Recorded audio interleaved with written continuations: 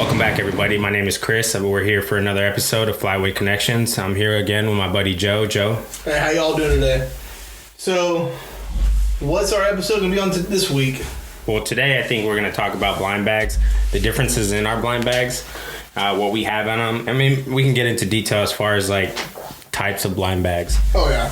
When we say blind bags, typically your duck bag. Yeah. Backpack style, pit blind style. Okay, so I guess what we're going to do is you guys are going to see what we have in our bags right now. I haven't touched mine since season ended, and what Joe has. Now, Joe's been doing this a little bit longer, so I'm pretty sure his is heavier, bigger, or if you don't see it, he has a backpack. I got a little, I don't know, what would you call this? It's a little pit blind bag. A little pit blind bag. Which are actually my favorite type of blind bag. Yeah. But I'm going to go ahead and dump mine first. We'll go ahead and talk about them. I'll give you the reasoning. One thing I do know that I don't have in this is my calls. Because I've been trying to practice, because if you haven't heard me duck call, yeah, it's pretty bad. But trying to practice, trying to get better. So... Oh, dang. Stepping the game up there.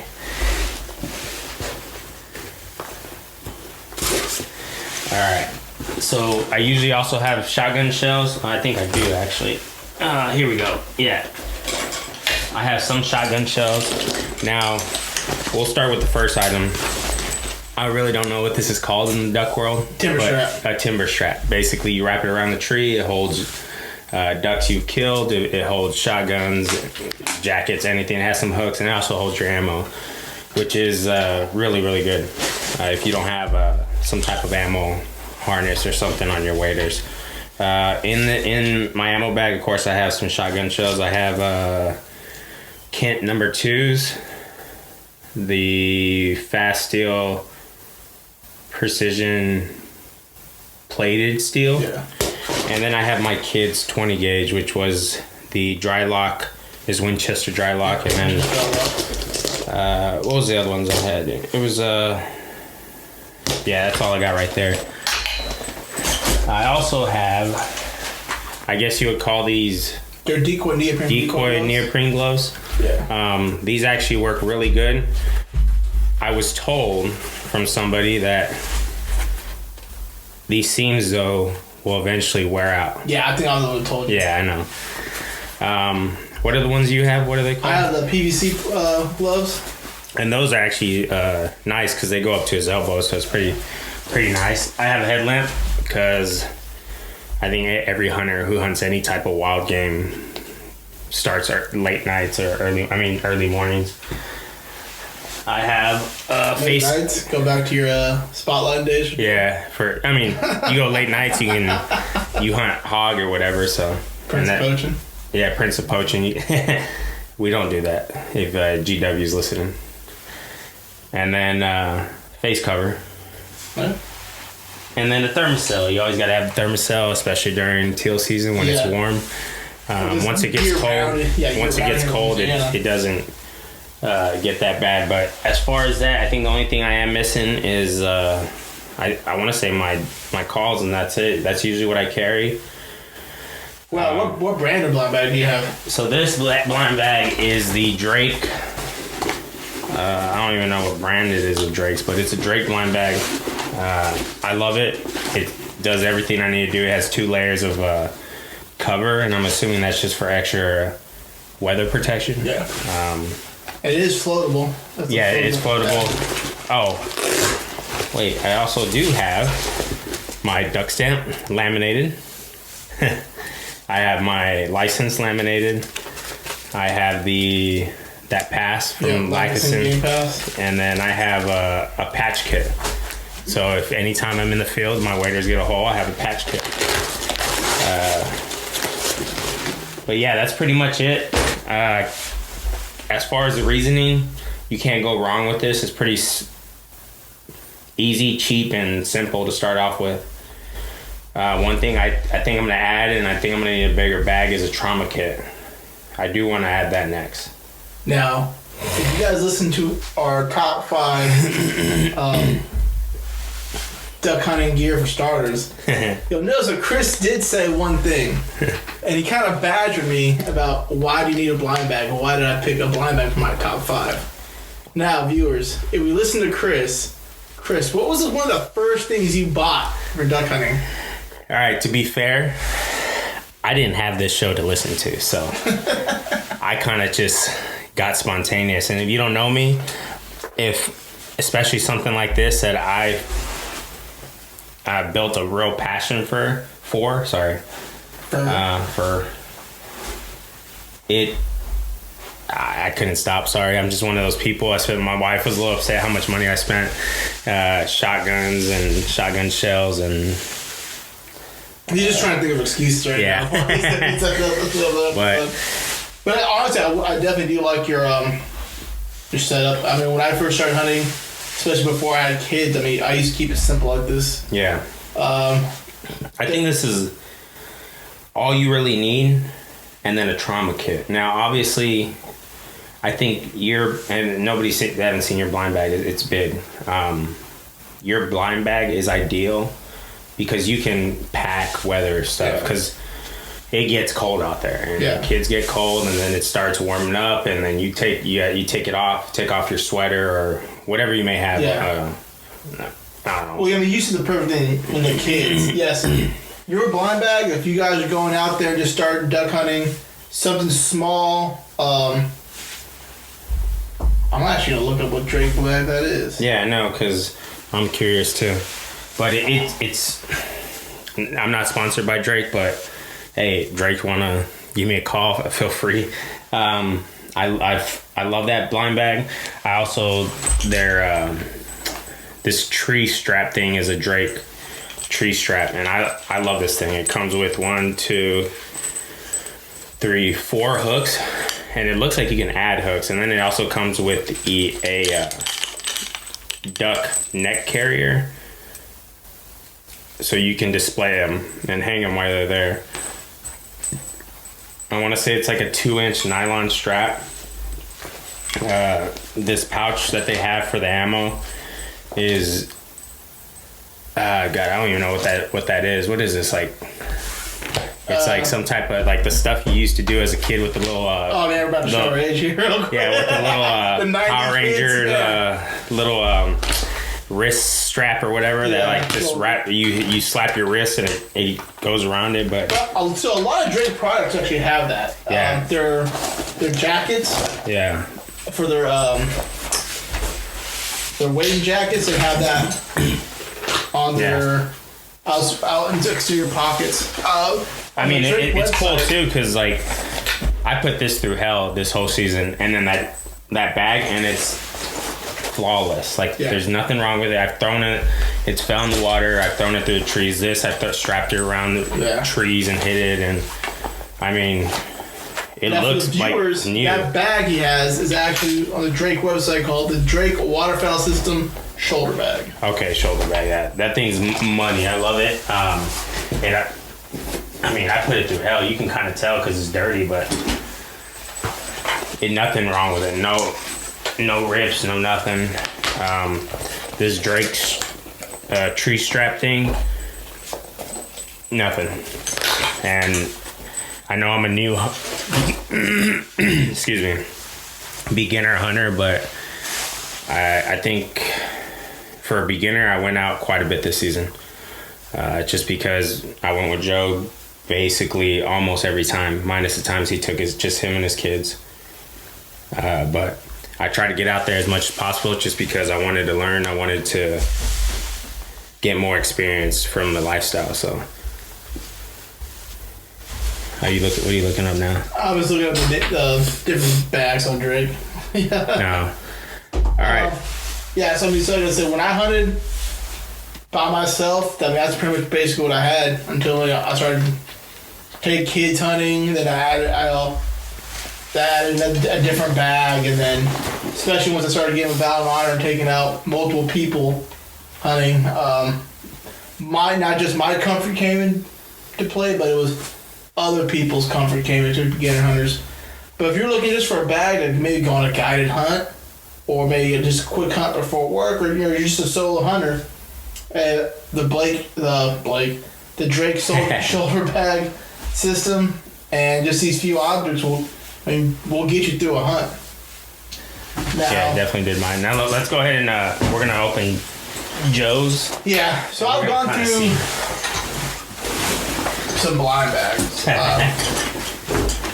I think one of my, the blind bag I used the longest was a little Rig 'em Right bag. Mm-hmm. And I forgot the model. Then once I started taking my kids out, I used this Rig 'em Right something bag XL, and it's the bag I still have. But now I use it for my mojos. Okay, that one for the big one. Yeah, and then from there I went to a Drake bag. And I can't remember the model name of that, but it was a Drake LX bag. That was one of my favorite bags. Only thing I did not like about that bag, it was water.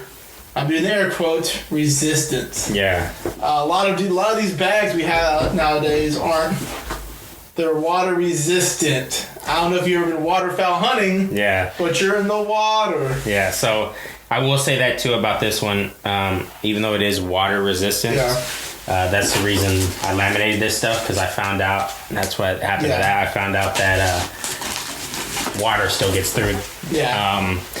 Now, I don't know. I haven't looked into it. If Drake does have a waterproof bag, which I'm sure they do. So there's only two bags I've found on the market. Now, I love Drake. I'm a big Drake fanboy, as some may know. The only bags that I've seen that are fully waterproof are... what's that Academy brand? This Academy brand right here is a Magellan. I think it's a Magellan waterproof waterfowl backpack. It's kind of like a dry bag material. Uh-huh. And then, it's a decent bag. And then Bandit makes a bag that's a little more durable, same material. This Magellan bag, I would not recommend to anybody. Like I said, I'm not here to bash any type of brands. I like all brands. I use a lot of different brands. But for the viewers, I am going to be honest with you guys. This bag, in theory, works well, but there's some things they went cheap on. I mean, I've had this bag. I got it in November, right before the season started. Yeah. And it lasted one season. It blew out a zipper on an outside pocket, and it blew a pocket. One pocket out. Yeah, and it's the front pocket. Yeah. It blew that one out. Which I was actually looking into getting that, but since I saw that, I'd probably look into the would you say Rig 'em Right makes one, or Rig 'em Right, and then Bandit make. I've never used a Bandit one. Mm-hmm. It looks about the same concept. Mm-hmm. A little more pockets, but I mean, I'll take a look at them. I think I like Bandit a lot too, but I think man, I spent enough money. This stuff is expensive, but it is worth it. I would think the more you spend for the bag, just like waders, the longer it's going to last you. I mean, and this is proof because how much you spent on that? I think it's like $50. Yeah, and then if you get a Banded one or Rig 'em Right, probably be like 100 something. Yeah, maybe around $80. So they're going to be a little bit more, but they're going to last you longer. I mean, you've had your front pocket blown out. You have your zipper just destroyed. Yeah. You have strings, and it looks like the stitching is coming apart. But I will say the material is 100% waterproof. Yes, it is. So what I'm going to do is I'm going to start from my outside pockets and work around. Number one, like you said, I have it in a little mesh pocket. Is my thermocell. Yeah. I'm here in Louisiana. That's their state bird. State bird, the mosquito. And it's not just during teal season. I mean, 90%. You probably have a week during December where they kind of bed down, and after that, they're out.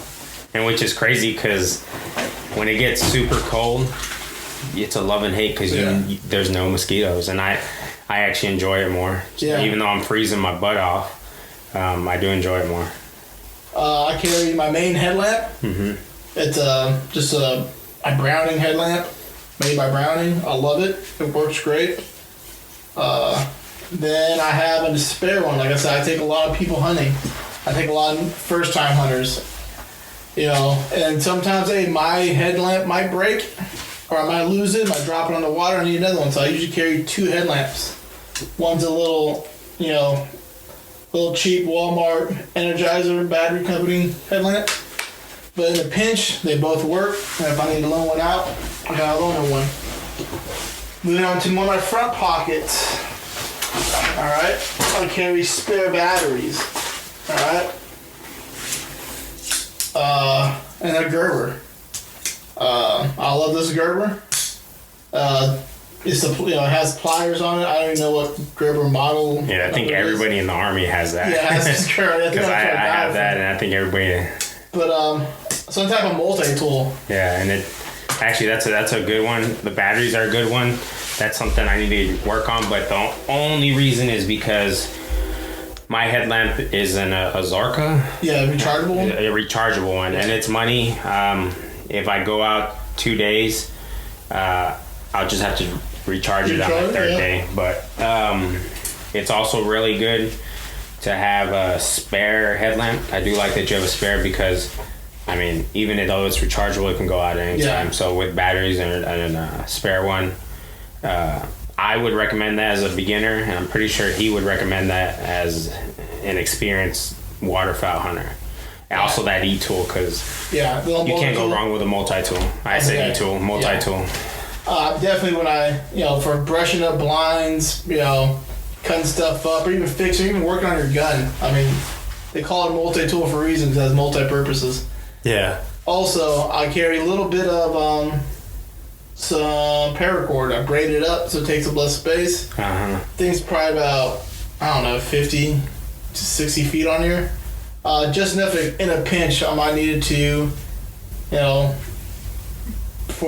tie stuff to my blind. If I bust a sling of my gun, I could throw that on there. I mean, even if accidents happen, I mean, you got all this stuff you can basically drag this and try to get the person who whatever accident happened. If I need to fix a decoy anchor line or whatever. I mean, you can technically use that as a tourniquet. Yeah. I mean, if let's say somebody I wouldn't recommend it. I wouldn't recommend it, but I mean, you're probably like, if you don't have a tourniquet, a rip of clothing would probably be the best thing, just because you don't want something like that. But if you have it braided like that, you can definitely use it. Yeah. And then now going to my main bag of this. Oh, this is like a backpack style bag. Now, I like this bag because I can fit a lot of stuff in it. The only thing I don't recommend about backpack bags is they're not very compartmentalized. It's a backpack. Now, there is a backpack out there that is very compartmentalized. It's out there. The Dr. Duck. Any of you guys listen to the Dr. Duck gear line or any of his shows or podcasts, he makes a blind bag, a blind timber bag, which is, if you unzip it, it's very compartmentalized, which I do like. So it is off topic. So what's going on with the whole bag idea that you're going through? Okay, we'll keep that. We'll keep that for later one. But yes, I do have a line of gear coming out, but we'll talk that's for a different podcast. So. And he's still gonna charge me to get one. Because that's if you don't know Joe, that's Joe. So next thing I keep on top is shotgun shells. I'll keep my shotgun shells. I usually have the same routine in the morning. I get all my stuff ready, open up my bag, throw shotgun shells on my waders, and I usually put my outer jacket in my bag because we're moving around. And once we get to the spot, I take it out and put it on. But shotgun shells, I have a little tangle free, little shotgun bib, and you'll notice a lot of my products are tangle free. I will say yes, I do pro staff for tangle free. They help me out a lot to do what I do, taking out veterans and family members of veterans. And they're just good products. I mean, check them out. So on here, there's 24 shotgun shells I can carry on here. And I'll carry an extra box of shotgun shells. Yeah, I want that bag still. So if you guys have never shot Boss, if you buy the big bulk package, it comes with one or two bags. A money bag. Yeah, that thing's money. And it is money. It's durable. It's waxed. I mean, he has a couple of them. He still won't give me one. We'll go half on the case and I'll just keep the bag. But yeah, I'll carry another box, about 25 shells in. So I'll usually go to the field about 2 boxes. 2 boxes should last me. Another deep dive.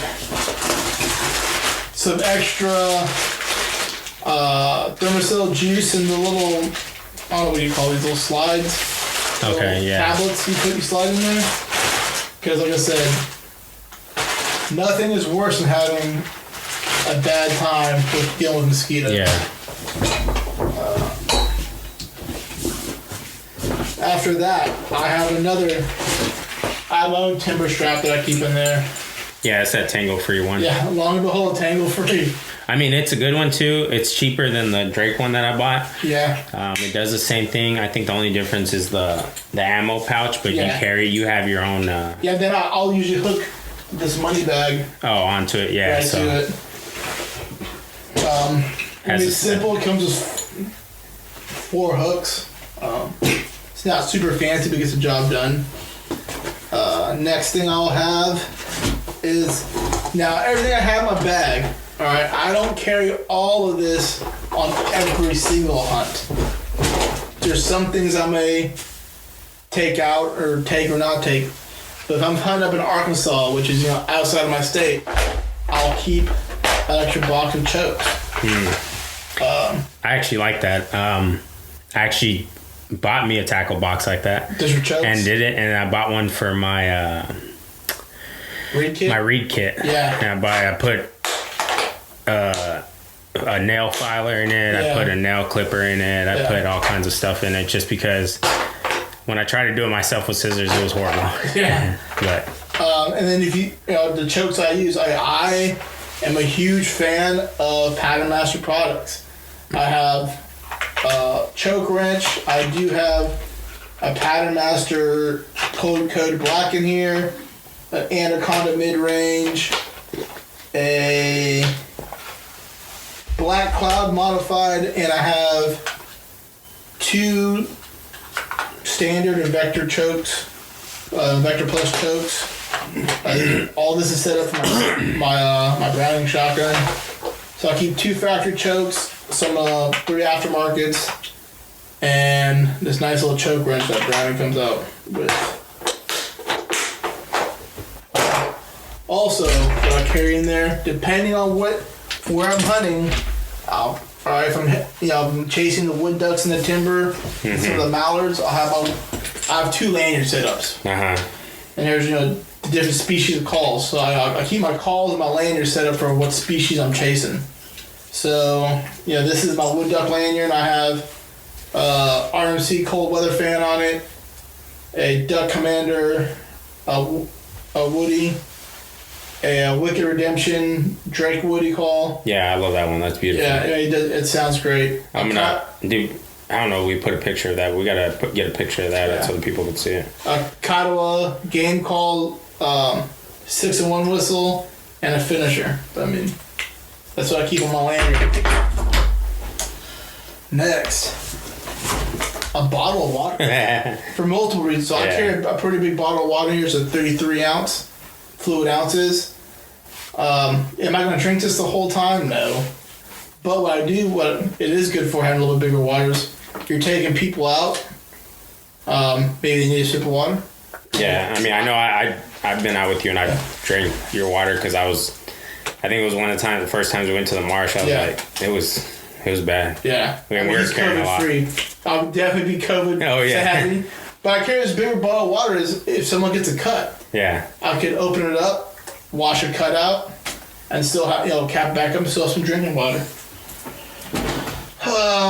From there, after my cuts, is I call it my boo-boo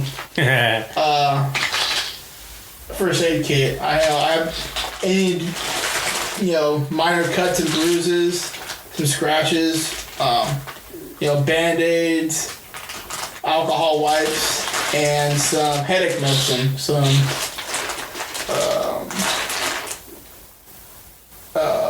some Advil migraine. Nothing's worse than getting out there and having a headache, man. Yeah. So I keep some headache medicine. I keep this, waterproof in a Ziploc baggie. I think that's good too. If you don't get a trauma kit, me personally, I'm just that type of person. I feel like something's gonna happen. Yeah. So I think a trauma kit, even just a tourniquet. Yeah. Because you can bandage stuff with, pressure of a shirt or. Yeah. I mean, I keep a trauma kit in my bag, but I'll tell you, I've used this bag. Yeah. 90% of the time. Yeah, because you don't. But out of the 10%. Yeah, that's what I'm saying. So, I mean, maybe one of these shows we can get an EMT, certified EMT, and kind of go through in detail what kind of trauma stuff to bring for the beginner who's never really worked with a trauma kit. So, yeah, and how to use it. And next in here is a trauma kit. Yeah, you actually have one. Yeah, I have a trauma kit. This is a trauma kit I use for working tackle. When I would go overseas and play G.I. Joe, what I had in there. I could probably, and I have one tourniquet rubber band to it. In here, I could probably deal with 3 gunshot wounds. That's the way I set my tourniquet, trauma kit up. Duck hunting, would I ever need 3 gunshot wounds? No, hopefully not. But yeah, if I'm dealing with that one and I'm messing things up, or me trying to talk a beginner how to do this stuff, there's plenty of room for error. Yeah.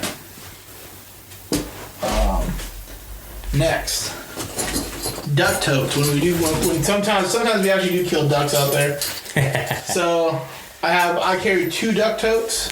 I have this one real nice fancy leather one from Long and Behold, Tangle Free.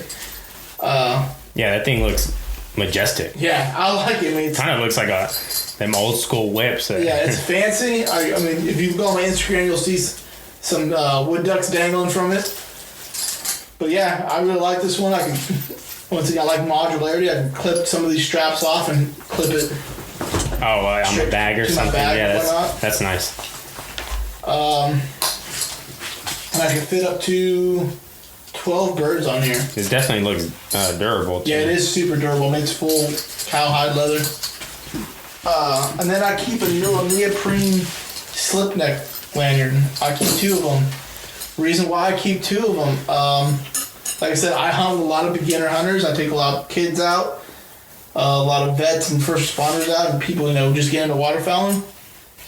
And a lot of states, depending on how Greenbritches feels that day, you got to keep your birds separate. It's illegal. What a lot of people don't know, it's actually illegal just to have your birds in a pile all together. Oh wow! If game warden comes, whose birds are these? Whose limits are these? So I'll carry in an extra strap so we can separate our birds. Yeah. And stay within the legal rights. Next, I do have a couple chem lights for different things. I think I'll use them with you guys before. When we had a hunter come in late, I'll crack a chem light when if I have people meeting me actually in the spot. Oh, okay. So you can actually. And they come to the red chem light, or if I ever need them for singling or anything else. I mean, the kids too. Maybe they don't. Let's say they don't have a light or a headlamp. I mean, those work just as fine. They're not going to be as great as a headlamp, but. Next, I have in here are my decoy gloves. Yeah. So you don't need these all the time in Louisiana, but the days you do need them, they come in handy. Yeah. I have these M3 brand decoy gloves. They're PVC with a fleece lining. I think I got these for $12 over at Max Prairie Wings over in Arkansas. I love them. Yeah, there's no seams on them. They're durable. They have textured finger parts. And I think the only way you could get a leak in these is actually puncture a hole in them. Yeah. I mean, those are definitely ones that I want to get next. They come basically, his whole forearm covers it. You put your hand, because like you said, there is times in Louisiana where that water and you're working with the decoys. Yeah. My fingies hurt. Yeah. So, but and I mean, and the ones you have that come up to just up to your wrist. I mean, they're not bad, but let's say when we're hunting down Laxey in that marsh, that's waist deep water. Yeah, you gotta actually put your arm. If I have to put my arm down there to grab an anchor or something, you're getting stuff wet. Next, I have A beanie. just a fleece beanie. Yeah. I don't like beanies. I'm not a big beanie wearer. I wear a ball cap or just I'll always wear a green tangle-free fleece hoodie. Yeah. I'll just wear my hood on it. Otherwise, I have multiple hats. I think that's a good thing too. Is like taking stuff you can put on, because in the mornings sometimes it's just freezing. Yeah. And then let's say it gets around 10, 11, it warms up. Well, usually, hopefully we have limits by then. Yeah, hopefully we have limits by then. But I mean, not gonna lie to you, there has been incidents where we didn't have limits by then. But it is what it is. That's why it's called hunting. But yeah, so I mean, this beanie, usually I hand it off to one of my kids or someone else. Yeah. And they're cold, or if they don't bring a headgear. I don't know if you ever see my kids, they're redheads. So yeah, you're covering that up. Next, it's kind of like what you said, a little repair kit for your waders. Okay, nice. I have a little neoprene repair kit with some aqua seal, and I have a tube of shoe goo, kind of rubber band all together in like a little waterproof bag. Along with that, I have camouflage duct tape. Nice. And the reason why I kind of keep this with my neoprene repair kit is for breathables. I have loaner pairs. I usually hunt with neoprene waders. I think I might make the switch next season or a season or two. I actually really like my neoprene. So you can't use those on breathables? No, but what I can do, because the kit I have is for the breathables. Yeah. So this is on here is all for neoprene. Okay. This is the little neoprene things. Squares. But with breathable, what I can do is rip a piece of tape off, camouflage duct tape, put some shoe goo on it, and put it over. Nice. I didn't know that. The rip or the tear. I mean, it's a fast, easy, quick fix. And but it'll get you to the hunt. Yeah, I got to do that. I think that's a cheaper way to get it through the hunt too, because you could always, I guess that repair kit is basically the same thing. You put that basic shoe goo, I guess that's what it is, and then you put that little breathable patch over it. But I think another good patch for breathables, and some of you Army guys or military guys, is when you guys get your the combat uniform. They have a little multi-cam rip cover. The little rip square. Patch. Yeah. You add some shoe goo to that, that's money. And a pinch. That. And I have some too. I'm going to start taking that. Next is zip ties. I keep different sizes of zip ties. And why do you do that? For zip ties. Zip ties somebody hands to. Yeah, they come handy. You're not allowed to shoot no more. Big thing I use these for is brushing blinds. Okay. Putting stuff to the stubble straps and blinds and all that. Also, when I'm hunting timber, I kind of like everyone sees those timber straps for your gun. Mm-hmm. It's just that big paracord loop that you can loop on a hook. Mm-hmm. I mean, I take one of these heavy-duty zip ties, zip tie it to the eyelid of my shotgun strap. Okay. And then I can put it up on one of these hooks. Yeah, I've actually seen you do that. And then after a while, when I don't want it, just cut it off. It's for what you pay in the in that one strap. I mean, nothing against those straps, but they're kind of bulky. It's a little bulkier for me than I like. I mean, I could have tons of zip ties. Yeah, absolutely. And if I puncture a hole in the bag, I need to zip tie the bag up or whatever. Because this zip ties are handy. Coming next. So it's like you ever seen those cartoons where or Agent the Mask when he's just pulling stuff out of the pocket and stuff? That's what it literally looks like right now. He's literally got a pile of stuff. It's toilet paper. Hey, toilet paper is essential. Yeah, it is. Because I've done some unforgiving things in the morning. Socks. Yeah, to socks. So I'm a very comfortable guy. Like I said, I take people hunting out a lot. I want them to come back. I have that good toilet paper. Look at that sharp. That's that quilted Northern stuff. And I'll usually keep a thing of dude wipes with it, because sometimes toilet paper just doesn't do the trick. Next, a little two-part. This is actually the last thing I have in my bag. And what is that? I keep some clearing rods. Yeah. And I've actually had to use these in the marsh a couple times for squid loads. I mean, honestly, that's actually really good too. Yeah. Especially if you don't have a pump and you have a automatic shotgun. Yeah. I think having some type of cleaning kit or some type of repair kit for your weapon system will not ruin your hunt. Yeah. So, I mean, I keep these, like I said, I've used about 2 years ago. It was me and my kid, and I think it was both my sons, and a buddy from work, Nolan. Okay. And we were shooting. I shot, I shot a duck, shot a Drake ringneck. Went to go do a follow-up shot, pumped, shot. I had a weird pop in the shotgun with no kick. Yeah, so I kind of was like, oh, that's a, what do you call it? A bad round. I thought in my head, the other guys in the blind thought I just missed it. Uh-huh. And I stood there, they were expecting me to put another round in it. I didn't shoot because I was like, that's weird. I don't like the way that felt. Undid my shotgun barrel, looked down, lo and behold, I had a wad stuck halfway through. I had a bad round in there.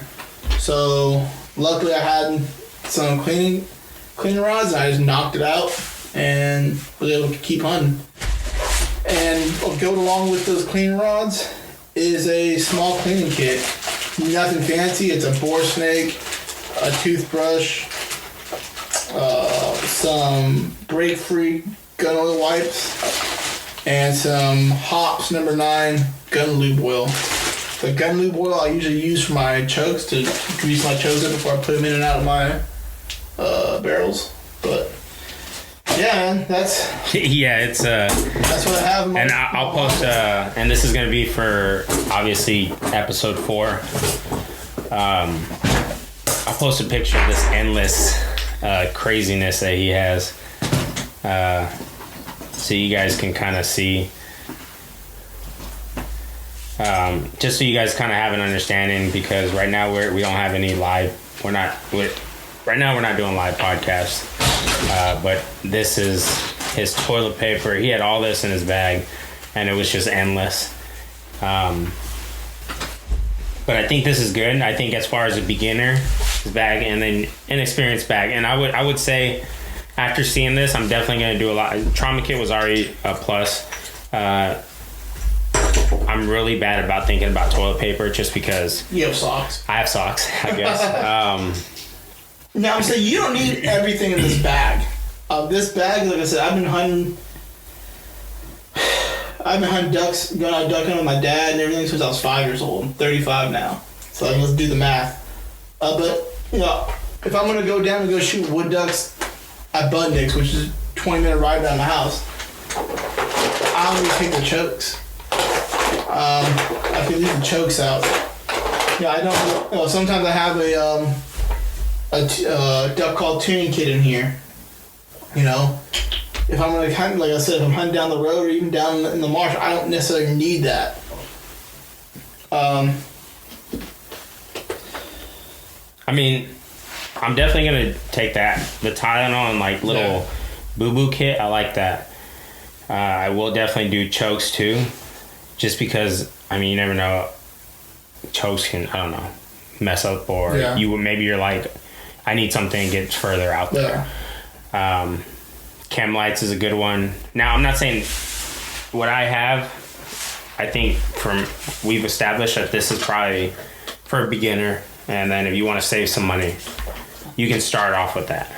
Honestly, you can start off with just a shotgun and a whistle, but just to be safe, kind of have what you need. I like the E-tool. I like the batteries. I like the spare headlamp. I do like you have two different wader kits. So for neoprene and breathables, I like that. And the fact that, he basically does what you're taught. And I'm not saying everybody does it, because we have those, there are people in the military. He waterproofs basically everything he has in his waterproof bag. And the reason he does that is because, when he pulls it out, Yeah, I mean, it's waterfowl hunting. Yeah, and it's in water. You're in water. But like I said, I have a small. So I have tons of blind bags. I'm about to go probably purchase another one. I'm looking at that Rig 'em Right shell shock bag. I like that one because me personally, I really like. Nothing against backpacks. I've used a backpack all season and I liked it. But I like the blind bag, suitcase style, duffel bag style bag. And it's a real compartmentalized bag. But like I said, you don't need everything out here. I mean, I carry, if I'm going on a guided hunt at Spoonbill Adventures or up in Arkansas. I am one person that, just like you, I don't like doing stuff if I have a headache. So that's another thing too, is I'll have some type of Tylenol, Advil, or ibuprofen or something. Yes. But I think to get the job done, and this is just from our views. I mean, obviously everybody has an opinion, and we want to hear what you guys have in your blind bags. Let us know. You can reach us on Facebook, Instagram, Messenger, or even email us. Yeah. Let us know what you send us have. a picture of your layouts. Yeah, let's see your layouts. We'll post it. We'll put it on there, and we'll give a shout out to your layout, and we could even talk about some of them, Yeah. And say, hey, look, this guy had a really good layout. But I think we kind of went through it. I like it. I mean, this was actually really good, really educational for me as well. Not just because I didn't know about this stuff, but there's some things that he's been doing this for so long. He's like, okay, I do need this. You know what I mean? So, and I haven't been doing this long. I'm like, oh, I don't really need that, but now I see, okay, yeah, I do need that. Like I said, this setup right here is, I did kind of set my bag up, but this is a setup right here that I'm using on opening day of teal season when I'm taking probably 3 to 4 vets out, taking some guys out. Usually, like I said, they're all beginner hunters, and we're about to go get after some teal in the marsh or do some of the rice fields. Like I said, I carry this, and I could probably keep 2 to 3 guys comfortable with the stuff I have in my bag. Yeah. I mean, I like it. I definitely am curious about other people's bags. I want to see what other people have in their bags. I mean, I think it'd be educational for everybody. I think if everybody sees and like, okay, this is really good. I like that. And we'll talk about it. And if somebody has something great in their bag, like, hey, shout out to him. Yeah. I mean, we can definitely post it. I mean, you can post it on the Facebook on the Flyway Connections podcast, and we can go from there. But again, I think this was a good show. We definitely enjoyed having y'all listening. Big shout out to John with Flyway, Valor and Honor Outdoors. And that's one thing. Before we wrap this up, I really want to thank some of the people that help us do what we do, especially out there with Valor and Honor. Once again, I want to thank Valor and Honor for helping us with this podcast and helping us take veterans out and first responders and their families out and to enjoy the outdoors. Also, and some of the companies and brands that help us do that. I want to thank Rig 'em Right, Tangle Free, Drake, Beretta with their great working relationship with the shotguns, Boss Shot Shells, RMC Custom Calls, and Blindside Coffee, and also Sitka Gear. If you guys all go, those are all reputable brands. I use some of them myself, but they're definitely all brands that help. American brands helping out America's heroes. Yeah, and that they're all helping with Valor and Honor. And if you want to, provide some type of assistance, they have a website. They also have a Facebook, valorandhonor.com, or valorandhonoroutdoors.com. And you can kind of read their testimonies and see what they're about. And then donate to your American soldier or Marine, sailor, Airman, Coast Guard, Space Force, first responders.